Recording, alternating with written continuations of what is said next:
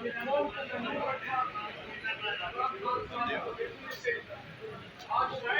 सारी फोटो बनाओगी हमारे को तो क्या ही नहीं है क्या। ये देखो जी, आज हम ILF और मकसद अब्बासी साहब हम सुप्रीम कोर्ट में आए हुए हैं। खान साहब की तस्वीर भी देखी है, दर्शन भी किया है और इंशाल्लाह ताला खान की खुशबू आई है दूर दूर तक, पूरी दुनिया ने आज उसे देखा है।